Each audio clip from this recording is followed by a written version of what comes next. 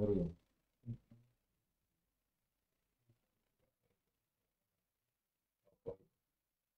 Oke, kontrol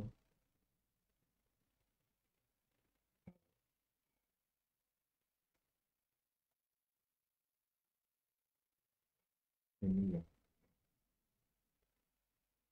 Oh, mantap.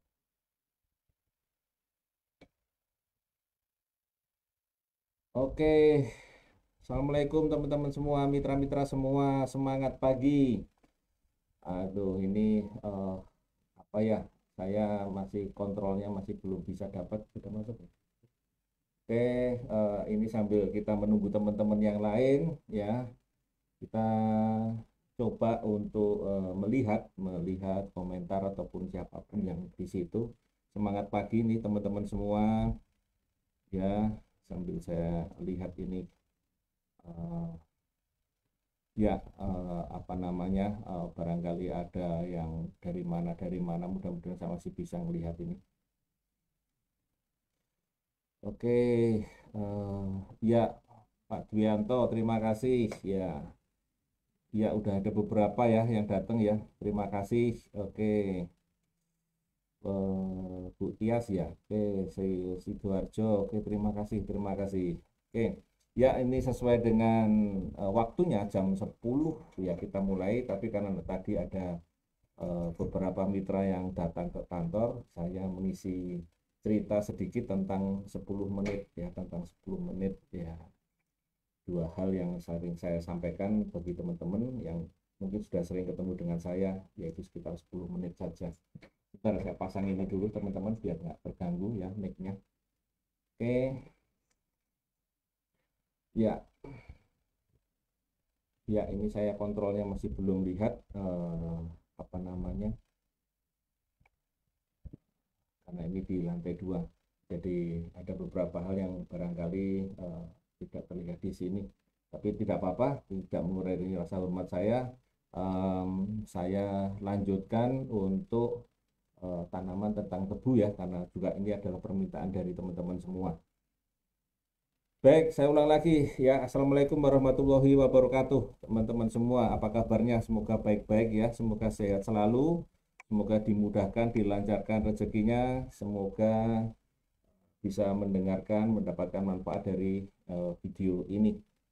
Ya, ini adalah tanaman tebu, teman-teman semua. Tentu saja tidak asing dengan tanaman tebu karena tebu hampir digunakan ya di Indonesia atau mungkin di beberapa negara Asia. Saya katakan beberapa karena memang ada beberapa yang tidak suka dengan tebu, ya, ataupun yang tidak suka dengan bukan tebunya tetapi gulanya, karena ini hasilnya nanti adalah diambil gulanya, ya. Nah, di Indonesia hampir kebanyakan eh, teman-teman di Indonesia, warga di Indonesia adalah selain dia dibuat untuk minuman, tetapi juga sekaligus untuk memasak.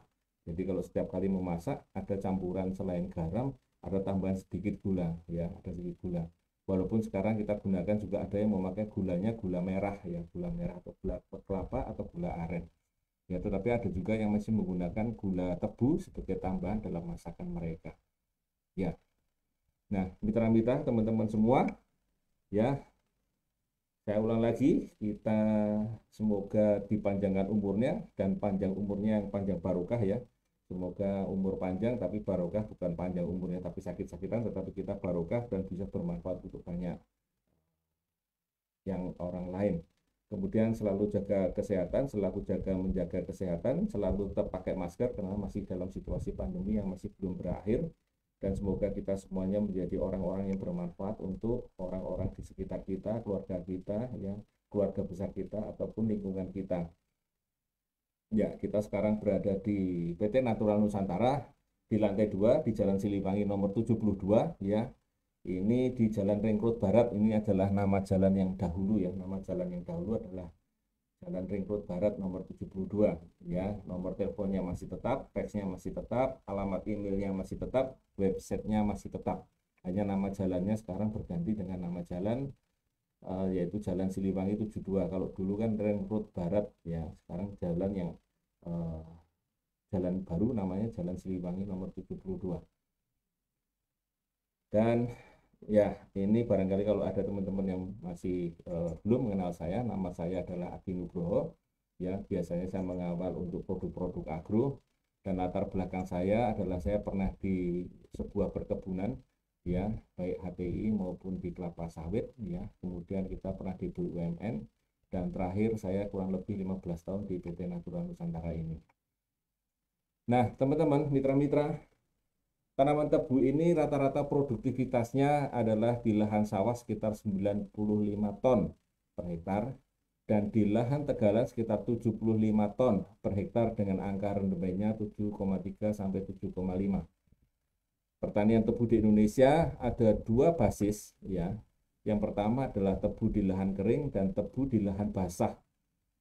Dari segi produktivitasnya, lahan basah bisa menghasilkan 80 sampai 120 ton per hektarnya, sedangkan pada lahan kering 70 sampai 80 ton tebu per hektarnya, ya.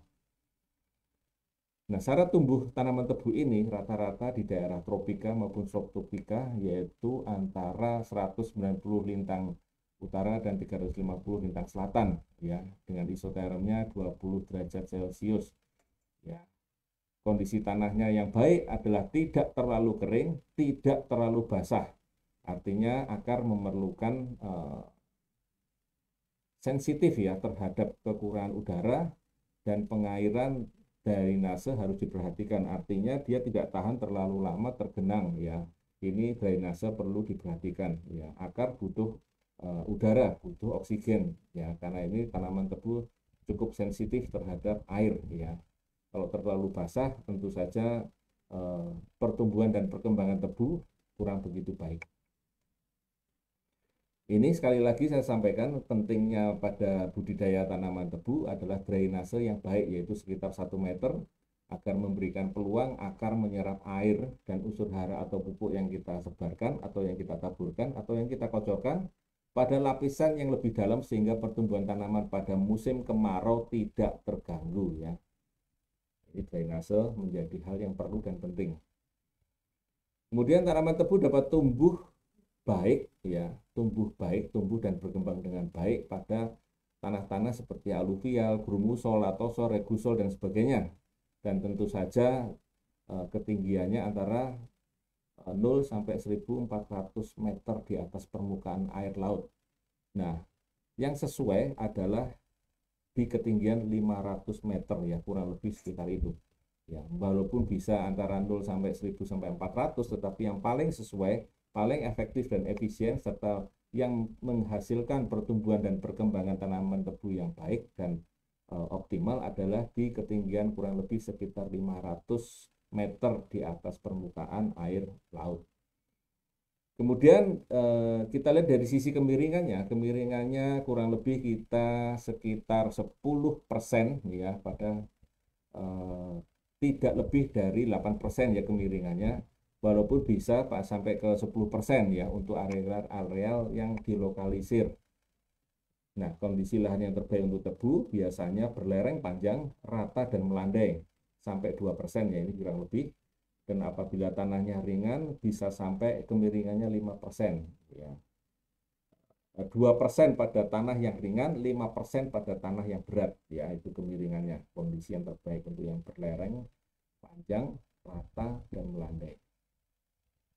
Nah, tanaman tebu, teman-teman semua pengen mendapatkan curah hujan rata-rata 2000 mm per tahun, ya. Nah, curah hujan rata-ratanya 2000 mili per tahun. Itu yang diharapkan tanaman tebu. Sementara untuk yang di dataran tinggi kurang lebih sekitar 1.500 sampai 3.500 mili per tahun. Hampir mirip seperti tanaman kelapa sawit, ya, mirip, ya. Suhu yang cocok adalah sekitar 21-32 derajat. pH-nya rata-rata yang diinginkan oleh tanaman tebu antara sekitar 5 sampai 6. Ya, artinya tidak harus angka ke-7 atau normal. Jadi cukup 5 sampai 6 dia sudah bisa ditanam di pH sekian. Kemudian tanaman tebu ini yang perlu diperhatikan, jadi dia tidak terlalu suka dengan adanya naungan, ya. Tentu saja dia butuh sinar matahari yang langsung atau penyinaran matahari kurang lebih sekitar 12 hingga 14 jam per harinya, ya, per harinya. Jadi ini hampir terbuka, ya, terbuka. Kalau terlalu ternaungi maka tanaman tebu mengalami pertumbuhan dan perkembangan yang kurang begitu bagus. Kemudian angin dengan kecepatan kurang dari 10 km per jam di siang hari ini memberi dampak yang positif. Jadi kalau di daerah-daerah misalnya daerah pantai atau mungkin daerah-daerah tertentu yang anginnya kencang, ya ini untuk untuk pertumbuhan dan perkembangannya mengalami dampak yang kurang baik untuk pertumbuhan tebu. Ya. Nah, ini adalah beberapa syarat pertumbuhan tanaman tebu sesuai dengan Kementerian Pertanian Republik Indonesia. Pemilihan lahan tadi kurang lebih seperti itu, yang hampir sama. Kedalaman olah tanah efektif adalah 50 cm, tekstur yang diinginkan adalah lempung dan lempung berpasir, dan lempung berdebu, jadi hampir semua jenis tanah masih bisa di sini tekstur tanah. Kemasaman tanahnya bisa antara 4,5 sampai 7,5 ya, tapi idealnya 6 sampai 7, jadi 5 sampai 6 pun jadi juga masih bisa. Kemudian kesuburan tanahnya adalah seperti yang tertera adalah N totalnya adalah sekitar 1,5 ppm. Nah, ketinggiannya tadi sudah saya sampaikan 0, sampai 1.400 meter di atas permukaan air laut. Yang rata-rata adalah sekitar 500 yang potensi yang tumbuh dan berkembang lebih baik di situ di angka ketinggian 500 meter di atas permukaan air laut. Kemudian curah hujannya ideal adalah 2000 mm per bulan atau tadi saya sampaikan adalah 2000 mm per tahun ya, kurang lebih. Kemudian intensitas penyinarannya ya ini membutuhkan sekitar 12 jam per harinya.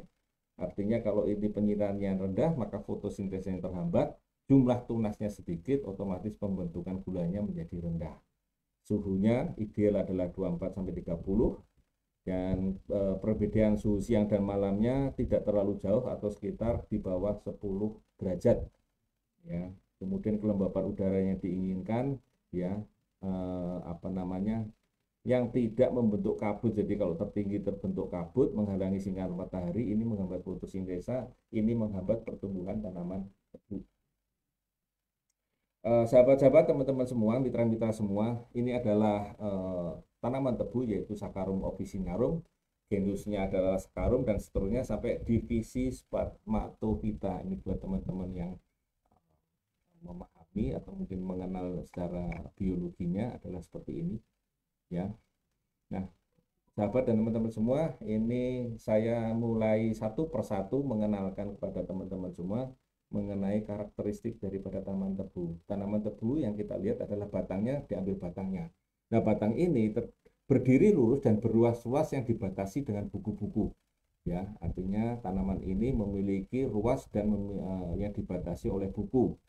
Ya, kemudian diameter batangnya rata-rata 3 sampai 5 cm ya, dengan ketinggian batangnya antara 2 sampai 5 meter dan tidak bercabang ya. Sekali lagi tidak bercabang. Jadi tanaman ini cuma lurus, berdiri lurus, ada ruasnya dibatasi dengan buku. Kira-kira adalah seperti ini, adalah batangnya, ada ruasnya, ada bukunya dan memanjang tanpa cabang. Ya. Kemudian akarnya, ini akar adalah termasuk akar serabut yang tidak terlalu panjang, yang tumbuh dari cincin tunas anakan ya, cincin tunas anakan. Jadi setiap ada cincin tunas anakan maka berpeluang memiliki akar ya. Pada fase ini pertumbuhan batang terbentuk pula akar bagian yang atas dan pemberian tanah sebagai tempat tumbuhnya. Jadi begitu nanti cincin tunas anakan ini mengenai tanah maka terbentuk akar di bagian itu dan nanti akan menempel pada tanah dan akan tumbuh tanaman tebu. Nah, kemudian kita lihat pada daunnya, yaitu daunnya membentuk busur panah seperti pita ya, berselang-seling kanan kiri, berpelepah seperti jagung dan tidak bertangkai. Tulangnya sejajar, di tengahnya berlekuk ya. Dan tepinya kadang-kadang bergelombang serta ada bulu yang keras. Jadi kadang-kadang kenapa kita gatel? Karena ada bulu-bulu yang agak keras di tepi-tepi daunnya ya. Kemudian bunga tebu itu berupa malai yang panjangnya kurang lebih sekitar 50 sampai 80 cm. Ya, bunga ini memang tentu saja tidak kita harapkan karena begitu kita keluar bunga, maka rendemennya bisa turun kemudian pertumbuhannya mulai berbalik. Jadi proses fotosintesa tadi seharusnya dia menghasilkan gula, ternyata gulanya nanti akan dipakai untuk pembentukan bunga. Jadi rendemennya turun, kadar gulanya juga tentu saja turun ya. Yang ini tentu saja tidak diharapkan ya bunga ini ya. Terdapat pula benang sari putih dan dengan 2 kepala putih serta bakal biji ya. Ini adalah bunga daripada tanaman tebu. Kemudian buah tebu ya, buah tebu itu ada seperti padi memiliki biji yang ada lembaganya ya. Jadi biji tebu itu bisa ditanam untuk mendapatkan jenis baru yang biasanya untuk mendapatkan persilangan yang lebih unggul. Jadi penanaman tebu yang ingin mendapatkan persilangan tentu saja kita mengambil dari buah tebu ya, seperti bijinya kecil-kecil ya, tapi jarang kita lihat sampai berbunga, sampai berbuah, karena rata-rata petani-petani tebu hanya kepingin mendapatkan adalah batang tebunya yang nanti akan diolah di pabrik gula untuk diambil gulanya. Nah, ini adalah beberapa kesesuaian varietas ya, beberapa kesesuaian varietas yang bisa berdasarkan tipologi atau wilayahnya. Ada PS881, PS8863, PSCO 903, yaitu tingkat kemasakan varietas untuk di awal. Kemudian ada yang di awal tengah, ada yang tengah, ada yang lambat. Jadi ini ada beberapa kesesuaian varietasnya yang berdasarkan kemasakan, tipe kemasakannya, karena ada yang awal tengah, ada yang lambat, jadi bervariasi ya.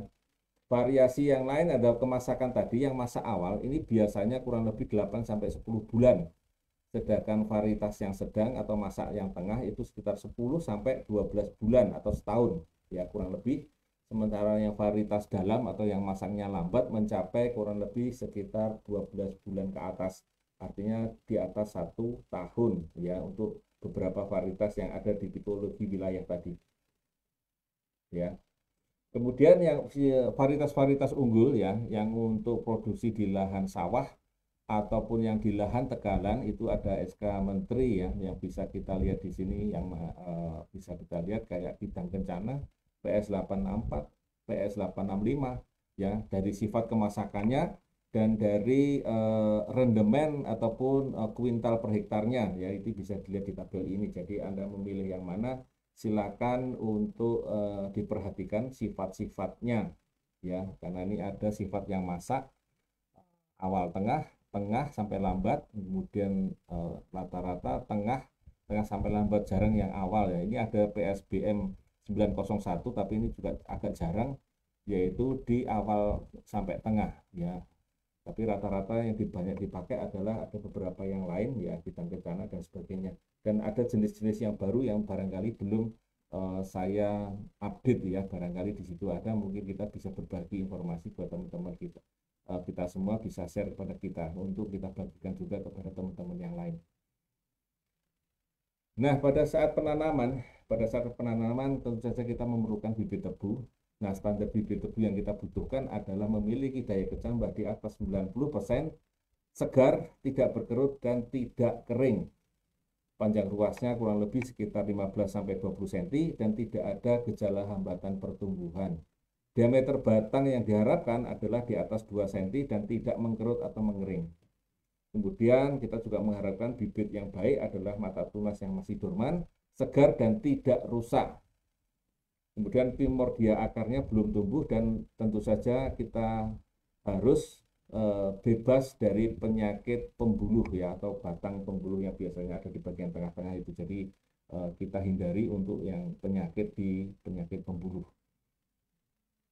Nah, ini adalah yang biasanya diambil, dipotong menyilang, kemudian diambil 2 mata atau 2 tunas ya. Ini seperti itu. Kemudian di lahannya yang kita lakukan adalah pembersihan lahan, yaitu persiapan lahan. Yang pertama adalah bajak pertama, bajak kedua, kemudian garu, kemudian pembuatan kairan ya. Bajak pertama yaitu dengan membalik tanah, memotong kayu dan sebagainya. Kemudian bajak kedua 3 minggu setelah bajak pertama ya, 30 cm bajaknya menyilang. Jadi kita menyilang dari bajak yang pertama. Kemudian setelah baja pertama, baja kedua, kita garuk, yaitu dengan meratakan bongkahan tanah dan meratakan tanahnya. Ya. Kemudian terakhir setelah kita baja pertama, baja kedua kita garuk, ya. Kemudian kita membuat kairan, yaitu membuat lubang untuk bibit yang akan ditanam dengan jarak memanjang, jarak dari pusat ke pusat, yaitu 1,35 sampai 1,5 meter dengan kedalaman 30 sampai 40 cm dan arah operasi pembuatannya kemiringannya maksimal 2%. Nah, ini adalah kira-kira contohnya seperti ini kairan itu. Ya, kita buat memanjang, ya memanjang dengan adanya lubang di tengahnya, ya. Adanya lubang di tengahnya yaitu 30 sampai 40 cm, ya, kurang lebih seperti itu.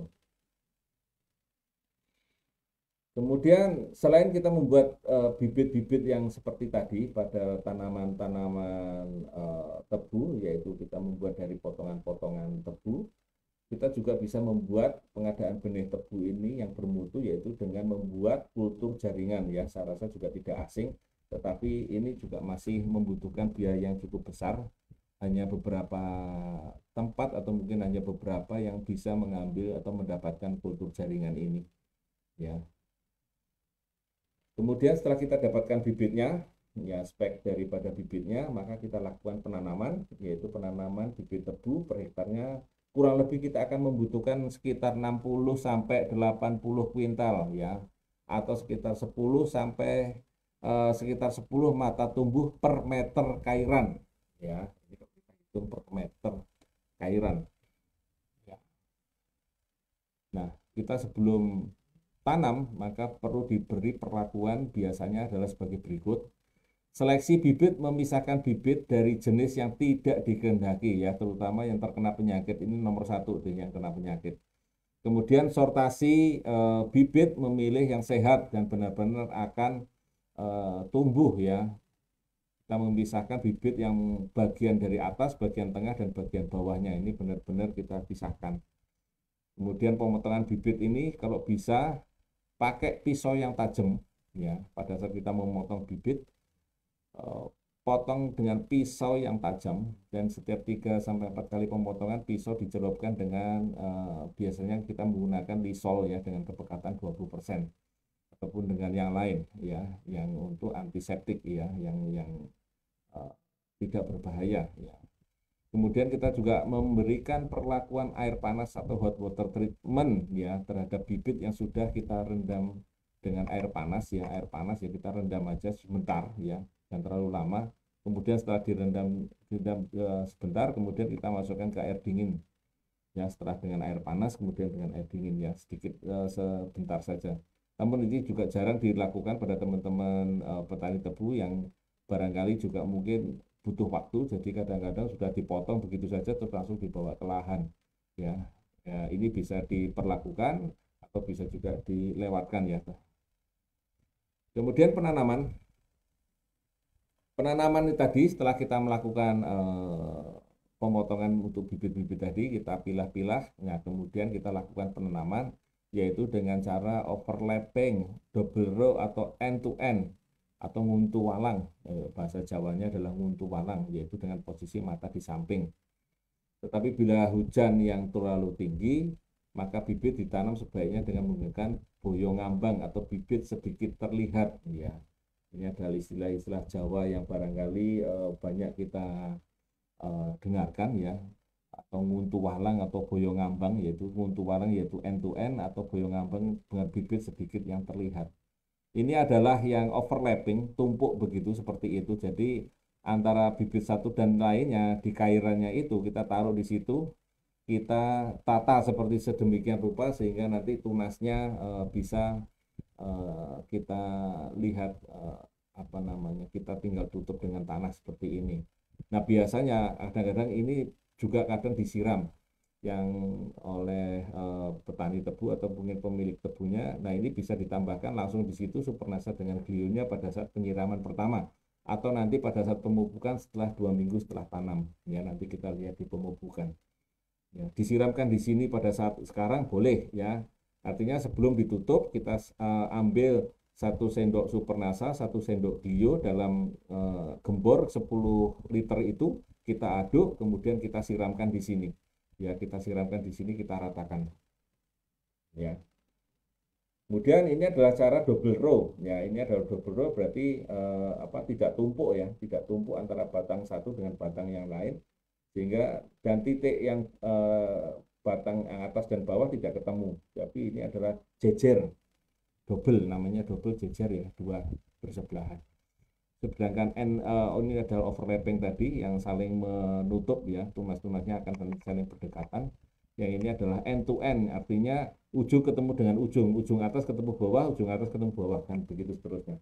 Memanjang kayak membuat tarikan suatu tali seperti itu. Nah, pada saat yang seperti ini bisa kita lakukan penyiraman dengan menggunakan Supernasa dan Glio tadi ya, dengan Glio. Ya, kalau kita menggunakan dengan gembor, maka tentu saja gembor yang 10 liter tadi kita ambil 1 sendok Supernasa, kita aduk, kemudian campurkan dengan Glio, kita aduk, kita ratakan bareng, kemudian kita siramkan pada bibit yang sudah kita masukkan di dalam cairan ini. Ya, bisa kita siramkan di sini. Kemudian untuk penyulamannya, ya penyulamannya kita lakukan setelah 2 minggu dan 4 minggu setelah tanam, ya kurang lebih untuk 2 minggu sampai setengah minggu setelah tanam. Jadi kalau ada bibit yang tidak muncul, maka kita lakukan penyulaman. Ini adalah pemupukannya untuk berbagai kondisi tanah pada tanaman yang baru, karena ini ada pemupukan tanaman yang baru dan pemupukan tanaman yang keperasan. Artinya kalau tanaman yang baru berarti kita baru menanam, kalau tanaman keperasan setelah tanaman tebu dipanen maka kita lakukan keperasan, baru kita pupuk lagi. Ya. Ini untuk yang keperasan ya, untuk yang keperasan adalah membutuhkan pupuk-pupuk yang seperti ini, seperti yang tertera di tabel untuk pupuk makronya, yaitu ada urea, ada SP36 ataupun ada KCL. Ini urea bisa kita ganti dengan ZA, SP36 bisa kita ganti dengan KCL kalau tidak ada ya, misalnya gitu. SP36 ya kita pakai ya TSP, maaf TSP, SP36 kita bisa ganti dengan TSP ya. Nah seperti itu, ini adalah berapa kuintal per hektarnya tergantung dari jenis tanahnya ya, kurang lebih pupuk makronya yang kita gunakan adalah seperti dalam tabel. Nah untuk nasanya kita bisa lakukan nanti setelah pemberian ini atau nanti bisa bersama-sama. Yang pertama adalah pemupukan makro ini rata-rata dilakukan 2 kali, baik itu pada tanaman yang baru atau mungkin pada tanaman keperasan. Pada tanaman yang baru, ya pada tanaman yang baru, maka pemupukan yang pertama dilakukan pada saat tanam ya dengan 1/3 dosis urea, 1 dosis SP36 dan 1/3 dosis KCL. Ya, ini seperti itu dan biasanya dilakukan 2 minggu setelah tanam ya, 2 minggu setelah tanam. Kemudian pemupukan yang kedua ini kita lakukan 1 sampai 1,5 bulan setelah pemupukan pertama dan sisa dosis yang ada ya, sisa dosis yang ada. Kalau untuk tanaman keperasan, setelah dikepras maka dilakukan pemupukan yang pertama setelah 2 minggu keperasan ya, dengan dosis hampir sama, 1/3 dosis urea, 1 dosis SP36 dan 1/3 dosis KCL. Kemudian pemupukan yang kedua sisanya diberikan setelah 6 minggu ya, sisa dosisnya diberikan setelah 6 minggu. Nah untuk nasanya bisa ikut di sini nggak bisa ya, di awal tanam kita berikan di awal, yaitu pada saat untuk tanaman yang baru, yaitu tambahkan saja di pemupukan yang pertama yaitu 2 minggu setelah tanam. Kemudian pemupukan kedua setelah 1 bulan setelah tanam ya. Untuk tanaman keprasnya kurang lebih juga sama ya, 2 minggu setelah dikepras dan pemupukan kedua 6 minggu setelah dikepras ya. Nah untuk awal tanam tadi ya, ini dosisnya adalah seperti ini. Kita bisa gunakan dengan produk-produk NASA ya, teknologi NASA ini yaitu Supernasanya adalah 6-9 kilo per hektar ya, ini adalah per hektar ya teman-teman semua. Kemudian kita bisa gunakan juga yang lain adalah granul 5-7 kilo per hektar ya, 5-7 kilo per hektar. Ya ini diberikan pada saat seperti bareng bersama dengan pupuk makro boleh, atau pada saat waktu di cairan tadi saya ceritakan di cairan, jadi Supernasa ditambah dengan Glio tadi untuk membantu untuk serangan jamurnya. Apabila ada serangan jamur, Supernasa ditambah Glio di awal tanam. Pada waktu bibit ditanam, dimasukkan di dalam cairan, sebelum ditutup kita berikan Supernasa plus Glio, atau di awal tanam, yaitu 2 minggu setelah tanam, ya baik itu tanaman baru ataupun tanaman keperasan, diberikan Supernasa, ya boleh dicampur dengan Glio, ditambah Supernasa ditambah Glio, atau granul ditambah dengan Glio, ya 2 minggu setelah tanam. Ya, ini cukup sekali untuk tanaman tebu. Sedangkan pemupukan di dasar hanya sekali itu saja. Sementara untuk penggunaan NASA yang berikutnya adalah penyemprotan, ya penyemprotan POC NASA maupun hormonik pada bulan pertama, bulan kedua, dan bulan keempat. Nah, bulan ketiga ini biasanya ada tunasan, ya ada tunasan atau membuang daun-daun tebu yang kering. Jadi kita nggak perlu menyemprot, tetapi bulan keempat baru kita semprot dengan dosis seperti yang tertera, 31 di bulan pertama, bulan kedua adalah 41, bulan keempat adalah 52, ya per tangki, ya dosis ini digunakan untuk 10 sampai 12 liter air untuk tangki yang ukuran standarnya kurang lebih segitu. Kalau tangkinya lebih besar boleh kita tambahkan sedikit.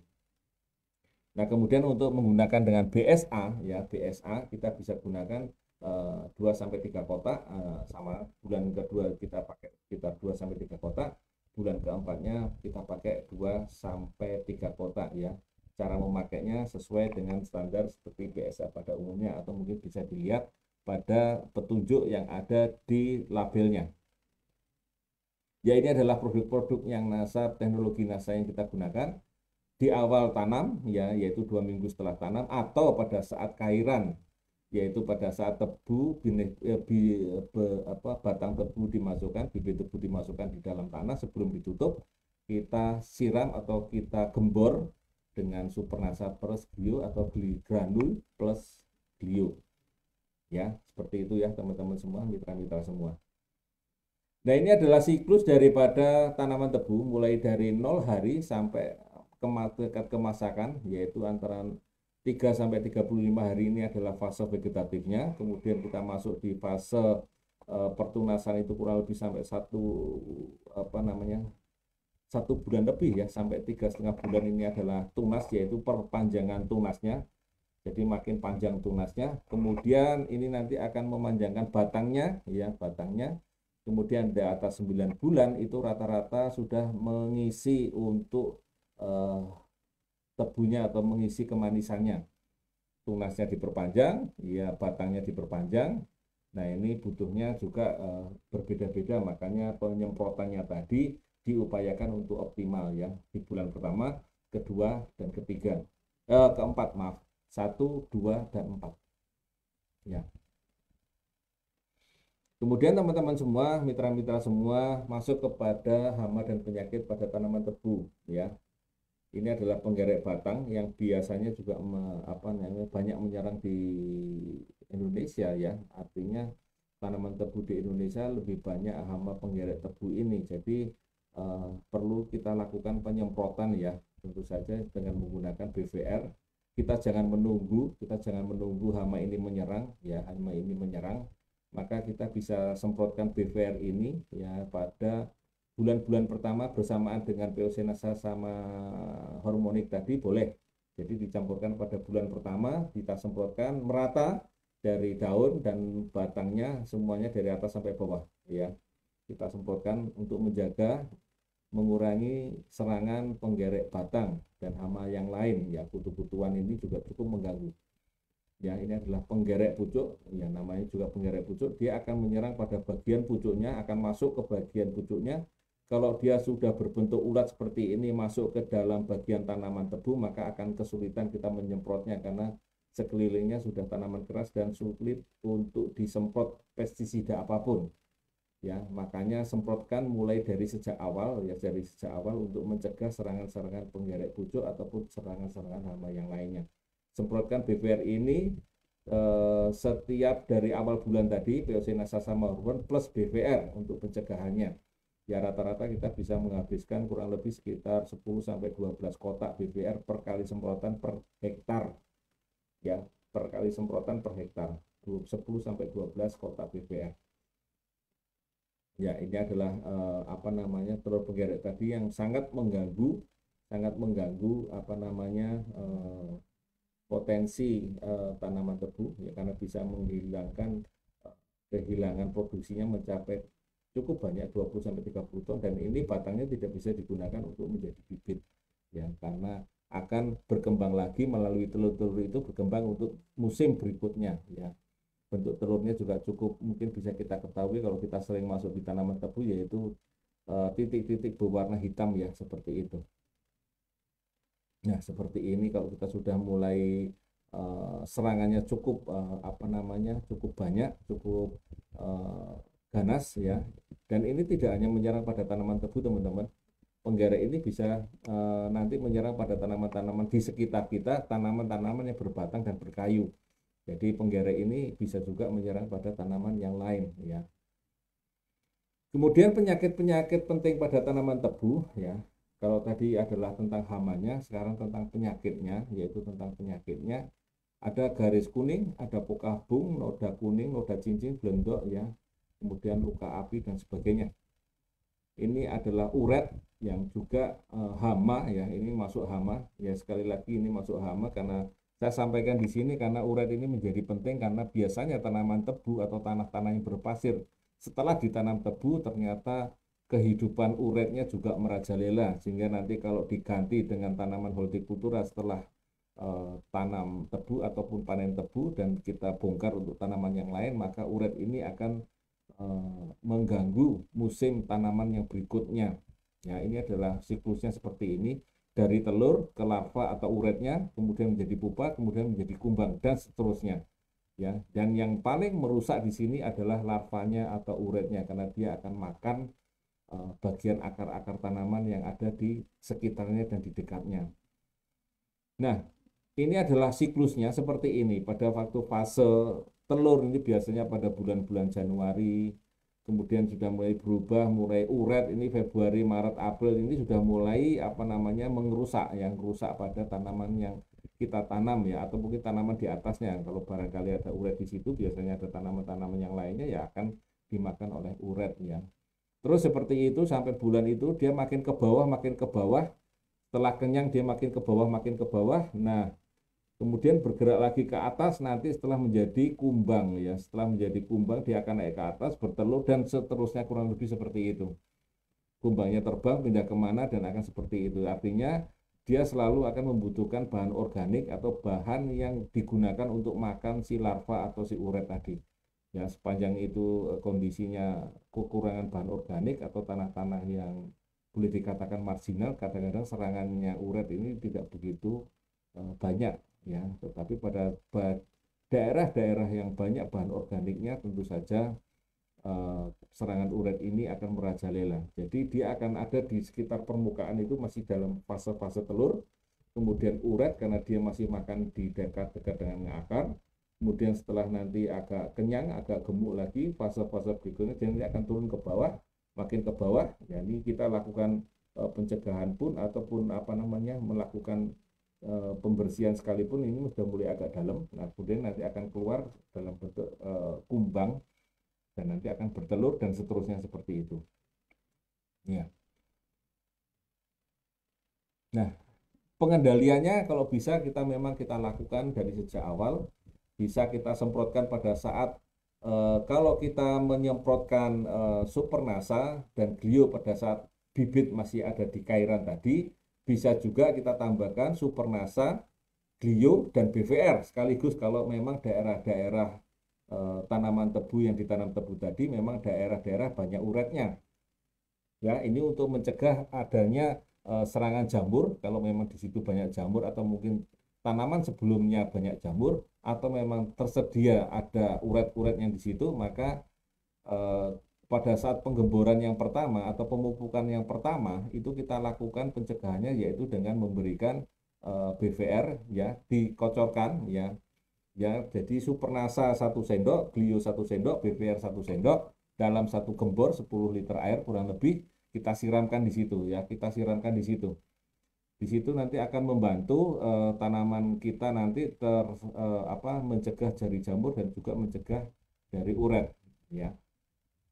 kita tanam tanaman, kita gunakan BVR tadi. Nah, ada beberapa cara untuk pencegahan yang lain, yaitu kita juga menanam tanaman wijen ya, tanaman wijen. Ini tanaman wijen ini yang kita tahu adalah bijinya digunakan untuk apa namanya? Digunakan untuk onde-onde ya, bijinya seperti itu. Nah, ini jadi dalam setiap berapa meter maka kita nanti akan kita lakukan apa namanya? Kita lakukan penanaman mungkin sekitar 1 meter sampai panjangnya mungkin 2 meter. Nanti di beberapa titik kita lakukan penanaman wijen untuk supaya apa? Supaya uretnya nanti makan di tanaman wijen ini tidak mengganggu tanaman yang kita usahakan ya. Kita tanam di bagian pinggir-pinggir. Kemudian tadi saya sampaikan ini tadi tentang uret. Kemudian kita untuk penyakit ini adalah penyakit pembuluh yang ada di tanaman tebu. Gejalanya adalah seperti itu ya di bagian dalam. Kemudian ada mosaik seperti ini ya. Kemudian ada noda kuning seperti ini. Ini bisa kita lakukan dengan pemberian penyemprotan glio dari sejak awal ya. Jadi kalau tadi untuk di bagian akar glionya, nah pada saat penyemprotan dari sejak awal bisa BVR plus glio dicampurkan Peosinasa sama hormonik untuk mencegah adanya hama ataupun adanya penyakit yang disebabkan oleh jamur. Jadi ini bisa diatasi dengan mengelola penyemprotan glio dari sejak awal. Ya, karat seperti ini kita bisa kendalikan dengan menggunakan glio penyemprotan dari sejak awal. Ya, kemudian ada gulma-gulma yang juga merugikan ya. Ada rumput teki dan lain sebagainya. Karena gulma ini sangat mudah berkembang karena dia bisa berkembang melalui biji, umbi ataupun rimpangnya atau akarnya. Nah, ini adalah rumput teki, ada gerinting, ini sangat mengganggu pertumbuhan, terutama pertumbuhan awal tanaman tebu. Jadi diupayakan gulma-gulma ini sudah bersih ya, sudah bersih. Ya, ini adalah perkembangan daripada teki, nanti bisa dibaca di sini. Kemudian juga ini adalah namanya gulma lulangan. Di sini juga cukup berbahaya karena pada saat ini penyerapan unsur haranya cukup cepat, cukup lebih cepat daripada tanaman yang kita tanam atau tebu yang kita tanam. Jadi tanaman gulma lulangan ini sebaiknya tidak ada, ya tidak boleh ada. Ya, kemudian setelah panen, mungkin di atas 9 bulan, 10 bulan ada yang panen awal. Nah, pada panen ini biasanya pada masa lambat biasanya ditanam di awal musim penghujan yang dipanen memasuki musim kering ya. Ini membutuhkan waktu sekitar 11 sampai 12 bulan rata-rata ya. Sedangkan tanaman tebu yang dipanen awal sekitar 7 sampai 8 bulan setelah tanam ya. Setelah tanam ini rata-rata. Nah, sahabat-sahabat, mitra-mitra, kita sampaikan di sini ada beberapa data dan informasi yang menarik yang mungkin bisa memberikan lebih mengenal lagi tentang tanaman tebu sebelum dan setelah menggunakan dengan teknologi NASA ini. Ya, ini adalah kelompok tani barokah ya, pemenang lomba tanaman tebu di Provinsi DIY ya, videonya juga ada di Desa Ngepek di Jogja ya, di Kabupaten Bantul. Nah, ini yang kita gunakan adalah sebelum menggunakan NASA adalah di sebelah kirinya. Kemudian setelah pakai NASA dengan mengurangi pupuk makronya ya, per hektarnya itu dikurangi pupuk makronya sampai 50%-nya ya. Pupuk kandangnya juga dikurangin ya. Kemudian tenaga kerjanya berkurang dan yang kita lihat di sini tanahnya menjadi gembur, batangnya kuat, tidak roboh ya. Taksasinya 650 kuintal per hektar. Kadar kemanisannya meningkat. Kemudian rendemennya juga naik ya. Ini ya kita perjelas lagi di sini ya. Ini bekerja sama dengan banyak tempat. Lahannya ada di lahan marginal dekat dengan sungai. Kalau kita lihat di situ jenisnya adalah BL atau Blue Lawang. Kemudian pakai NASA ya, pakai NASA-nya adalah seperti ini ya, kita gunakan waktu itu super NASA-nya Peosinasa sama Horwong ya. Ya, caranya adalah waktu tanam kita gembor waktu itu seperti itu. Ya, ini saya lebih dekat, kita zoom lebih dekat ya. rendemennya meningkat, kadar kemanisannya meningkat, dan beratnya meningkat. Ini adalah informasi di koran setempat, di koran Kedaulatan Rakyat, ya, ceritanya tentang apa namanya, kelompok tani Tuwuh Barokah tadi yang menjadi juara di tingkat provinsi, ya, tingkat provinsi. Kemudian analisa ekonomi, ya, per hektarnya, ya, ini yang dilakukan di daerah Blitar yang tidak memakai produk NASA dan memakai produk NASA pada waktu itu, ya, pada waktu itu dilakukan luasannya kurang lebih 5 hektar, ya. Saya zoom aja di sini, ya. Yang tidak memakai produk NASA rendemainya 7,2, yang memakai produk NASA 8, meningkat, ya. Yang bagi hasilnya juga berbeda, ya. Produksinya 1.100 kuintal atau 1 ton lebih, berapa ya, tambah 100 lagi ya kalau gitu, ya, 1.100 kuintal dan 1.422 kuintal yang pakai produk NASA, ya. Kalau harga gula pada waktu itu tetap, ya. Kemudian pendapatannya ini yang menarik, berbeda banget, ya, lebih dari 10 juta per hektar. Jadi nambah biayanya berapa, total biaya produksinya berapa, maka total keuntungannya berbeda, ya. Jadi makin untung petani mendapatkan produksi hasil hasil produksi daripada tanaman tebu ini. Kemudian dari PTPN 2 waktu itu kita bekerja sama untuk memakai tebu di lahan mereka, ya. Saya persingkat aja di sini. Hasil percobaannya adalah seperti ini, ya. Ya, dari keempat perlakuan aplikasi tanaman PC maupun ratun yang memberikan kontribusi produktivitas dan rendemen serta laba yang besar adalah perlakuan B, ya, 100% pupuk standarnya, ya. Kemudian 100% pupuk nasanya, 3 kilo super nasa plus 600 gram Green Star, ya. Kira-kira seperti itu, ya. Penjelasannya lebih detail ada di lampirannya. Kemudian tanaman-tanaman yang lain juga ada yang di daerah Jawa Timur, yaitu ada di Pasuruan, ya. Ceritanya kurang lebih sama. Pemakaian nasanya memberikan manfaat yang luar biasa, ya. Ya, rata-rata ruasnya lebih panjang, ya, produksinya juga meningkat, ya. Maka sesuai dengan yang saya sampaikan dari awal, ya, bahwa ternyata pemakaian produk NASA ini memberikan banyak kelebihan bagi petani-petani tebu, ya, padi tebu yang menggunakan dengan teknologi NASA ini. Yang pertama adalah jumlah tanamannya atau anakannya bertambah.